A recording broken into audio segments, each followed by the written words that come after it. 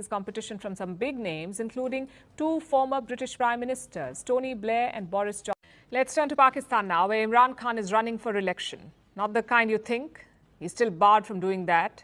I'm talking about elections to choose Oxford University's Chancellor. I know this year keeps getting more absurd, but let me explain. First of all, why Oxford? Well, Imran Khan studied economics there. He got a degree from Keble College. Even captained their cricket team. So I'm sure Oxford is very close to his heart, plus he's got experience. Imran Khan was Chancellor of Bradford University from 2005 to 2014. It's another university in England. But is he up for this job at Oxford? Well, the Chancellor does not do much. He or she is the ceremonial head of the university. They don't even have to live in Oxford all the time, which brings us to the most important question. Can he actually win it?